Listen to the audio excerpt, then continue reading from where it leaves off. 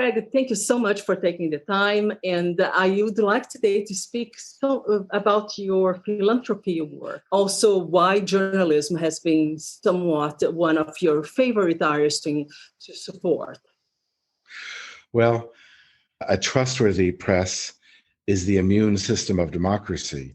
Our country relies on that to survive. In particular, it relies on the press and others fighting for free and fair elections. And that's why I focus on journalism and voter protection. I'm also trying to help the people who, in the longer run, protect American democracy or build it up more strongly. And this includes a whole bunch of groups, including veterans, their families, and women who are trying to get into the tech field. In my mind, all those things work together. However, right now, the greatest crisis is with the election and how it's covered by the press. I was watching some of your previous TED Talks. And 10 years ago, you were talking about the issues of disinformation, right? When wasn't everybody talking about it? Like in the last 2 years or so, or since the 2016 election, we have seen a lot more of that. The conversation really, the Cambridge Analytica scandal, that conversation became public, everybody talks about it. And people have a better understanding, people who don't work in journalism or in the news media or in communications, right? Or in technology for that matter. But in 2010, you were talking about these issues already of disinformation in your TED Talks. I was already talking to people who were really smart about the press, but also how it's weaponized.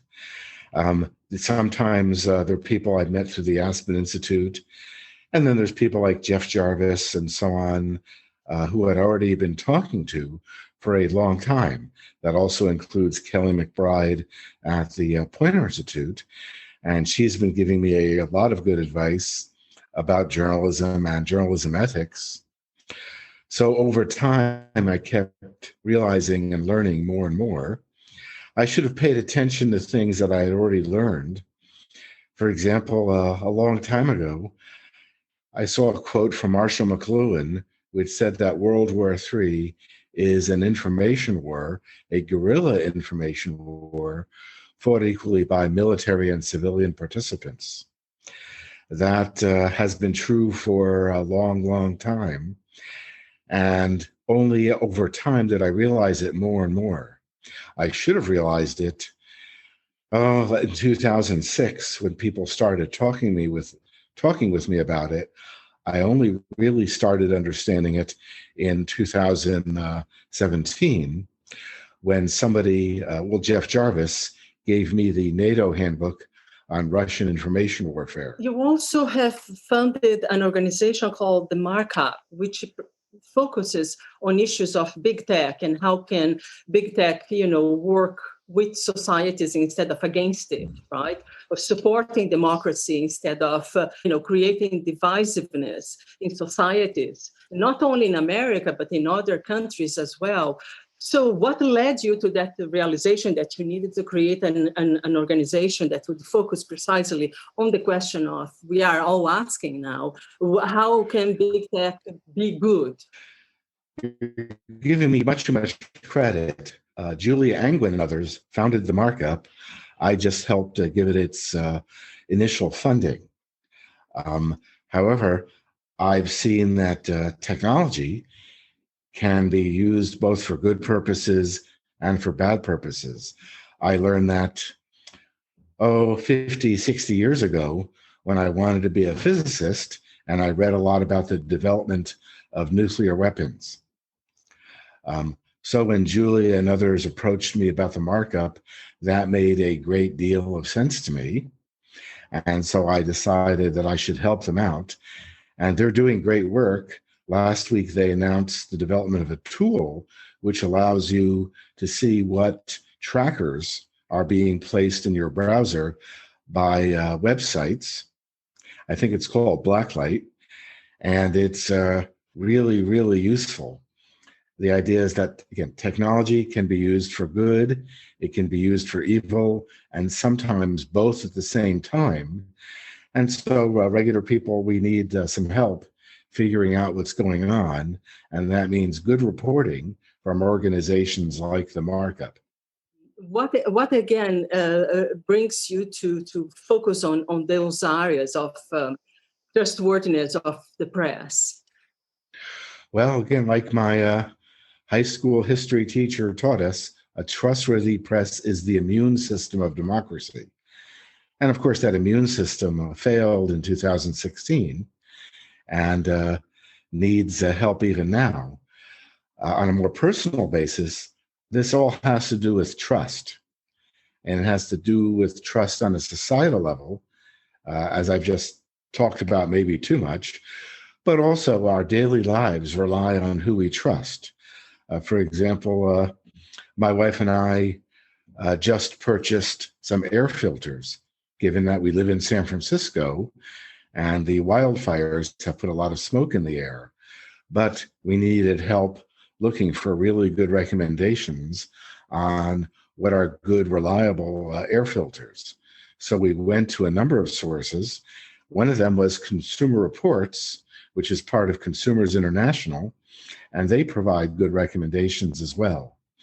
So trust applies at all our levels of existence, from the big societal and civilizational level to just getting through the day.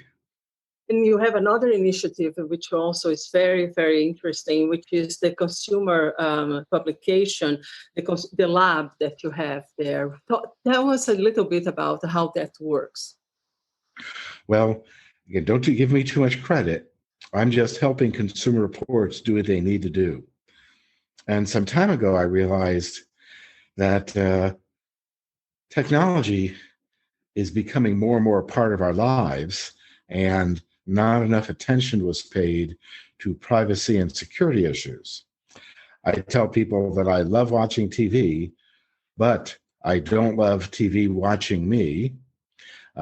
Meanwhile, we rely on the Internet of Things to do useful things for us, but also to provide for our security, and we needed to be able to trust that technology. Consumer Reports has been active in the space of technology and its usefulness for over 80 years.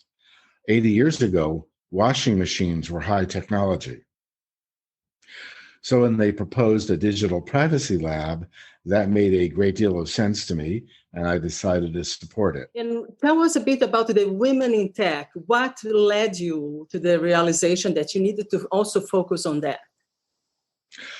Well, my primary motivation in all areas actually is fairness. I think you want to treat people like you want to be treated. And that means, again, being fair to everyone.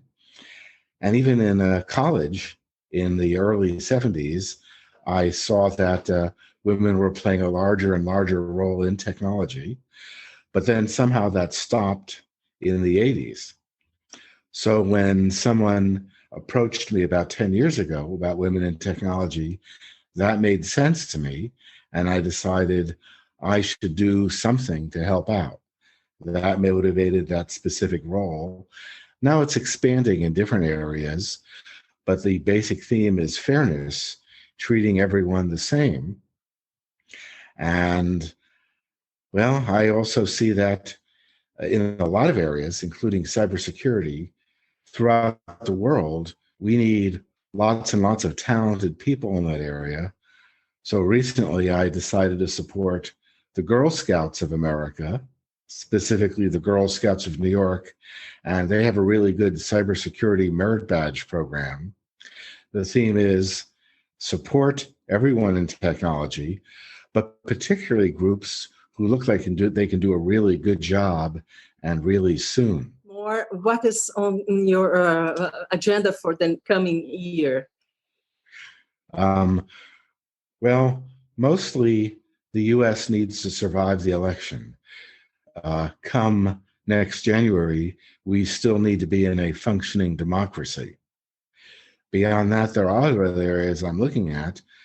For example, I finally realized seriously that hunger is a problem in America. it's been a problem for a long time, but with the pandemic, it's suddenly becoming much, much worse, and I should do something about that. And so I'm starting to do something about that, and I will be announcing it in the near future. But again, the pattern is the same. Find people who are doing a really good work in some area and give away resources to them with the conditions that they allow me to help with communications.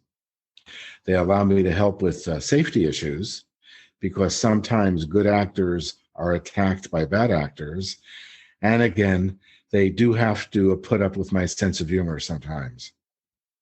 And I think that you have worked also in supporting organizations that work with refugees in Northern Africa, as well as Haiti, and also, of course, in the endeavors you are now leading within New York and the U.S. But what led you to do the work out internationally, and are you looking to do that, to continue to do that? Well, I do some work internationally, most notably working with the International Journalism Festival held in Perugia normally every year. So there's a number of things I'm trying to do, but in the US, we need to preserve our democracy.